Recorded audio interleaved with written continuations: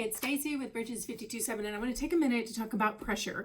It is the movie about D-Day, the invasion of Normandy, but really it's not so much about the battle, but what led up to the battle and the decision to go.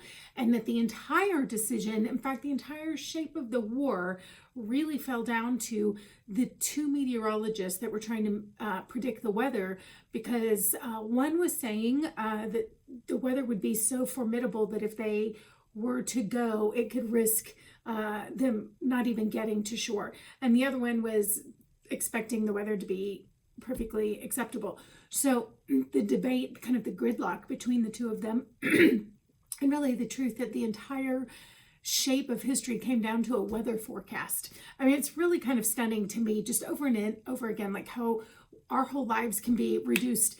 We feel like we're so confident and powerful and on top of the world, and then like your body or the weather, like it's amazing to me how those little things you don't see the wind, but it can bring you to your knees, and you don't see the things, germs and things, and yet in an instant something can happen with your body that completely stops the entire world. So I just think it is kind of a stunning thing to realize how much of life comes down to things that we do not see, and tiniest little things that can make significant change to our lives. So anyways, this movie, first off, it's rare that I do this, but there were two performances in this movie that I was so impressed with the acting of Carrie Condon, who plays like the assistant to Eisenhower, and Brendan Fraser was great. But I will say, I thought she was phenomenal. And then the meteorologist, Stagg, who was played by Andrew Scott, I thought he was like breathtaking. And it's rare that I'm really even noticing, I mean, I just watched the movie, but like it was noticeable to me how profoundly he portrayed this character. I just was impressed with both of them, for what it's worth. But what I really want to talk about, and this is where I kind of geek out, if you know me at all, in the movies, is when I go and I'm kind of struck by something as like a really powerful metaphor for something. So bear with me just a little bit. There's so many amazing lessons in this movie, but I'm not going to unpack all of them, because I'm going to focus on this idea of this movie as a metaphor and how it kind of relates back to the Old Testament, when you would have basically a prophet trying to advise a king on whether or not he should go into battle or make a decision or whatever it may be. In this case, Eisenhower is kind of like the king. He is the one who is ultimately responsible for the decision to go into battle or not. And then he has these two advisors. And I would even harken back to when Daniel, there were all the other, or Joseph, and you have all these other king's advisors, and then Joseph come, and the different people kind of trying to advise the king, and some of them saying, we don't know what to do or whatever, and then him coming in with a totally different kind of report, and the king trying to decide, who do I listen to? Do I believe what he's saying about how to interpret my dream or whatever it may be? So there's multiple times where this kind of scenario comes up, so in the Bible. So in this decision, I'm sorry, my throat is kind of scratchy. In this, the thing that really got me thinking about this is at the very, very beginning, when Stagg walks into the office and they're getting all these reports and everything, and he's this master that they've called in.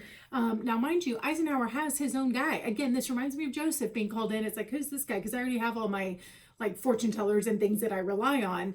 And then somebody recommends bringing someone else in. So he brings in this other guy, and there's some interesting things here. Like, he's serious. The other guy, Crick, that is kind of Eisenhower's go-to, is likable, and he's fun, and he's popular, and he definitely has the popular vote. Stagg is like, I know none of you really like me, but I know my job. And so he's and it's an interesting thing to really consider, like, what is the loving thing? Because he's not nice necessarily, in that there's no part of him that's jovial and trying to win public opinion.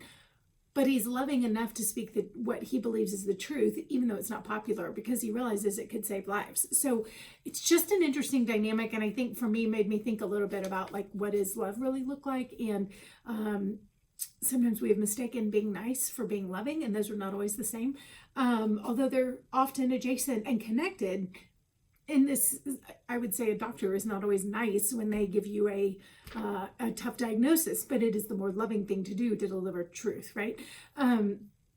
Uncompromisingly. So But anyways, he walks into this room and they're getting all these reports and all this stuff's going on, and they're actually singing songs, and Crick is in the middle of all this like mayhem and fun, and everybody's laughing and having fun, and Stag walks in with a really serious gravity to him, and he's like, this is not appropriate for right now, because he's so aware of the seriousness of the situation and his mind is on other things. He's not there to play games, and he knows that. So I think there's some interesting dynamics there. But he walks in, and the first thing he says, and this is what really got me thinking about the metaphors, he says, who's on upper air?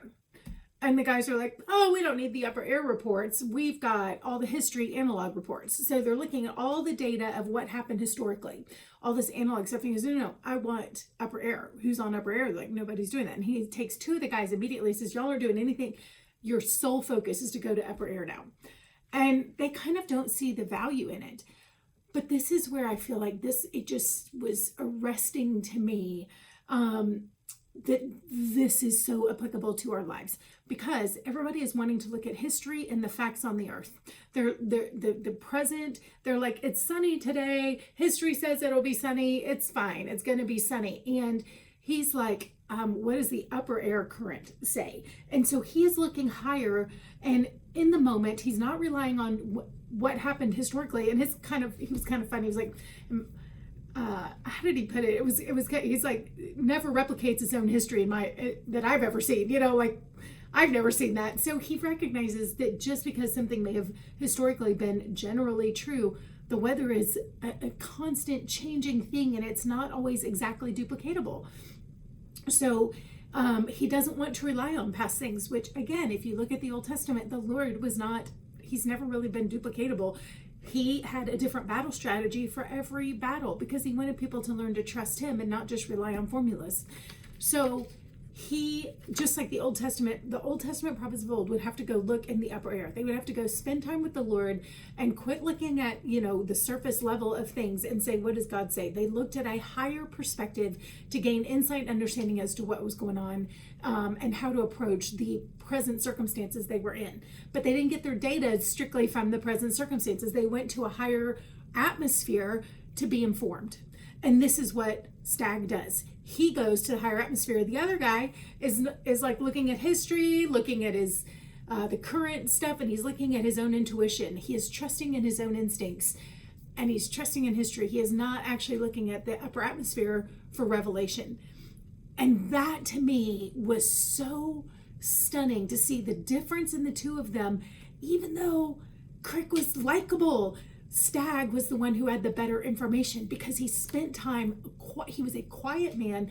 He spent time studying the upper air, the upper atmosphere. And I just thought, this is what the Christian life needs to be. And when we go into battle, like this to me was so instructive and inspiring to recognize the power of me going to spend time in the upper atmosphere for data and understanding about how to face every single thing in my life today.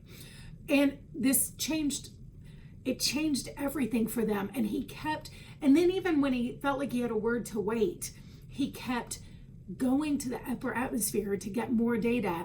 And then there was a window, and he had clarity because he kept looking for information. He didn't just get one word or one piece of clarity and then stick with that forever. Instead, he kept looking and hoping for shifts and changes, and they got a window that was it changed the war. So and so I'm going to point out two other things. One, after he sort of publicly, he was vindicated because he predicted a storm, and the other guy said there won't be any storm, and then there was. So he was vindicated, and Crick looks a little bit like a failure in this moment.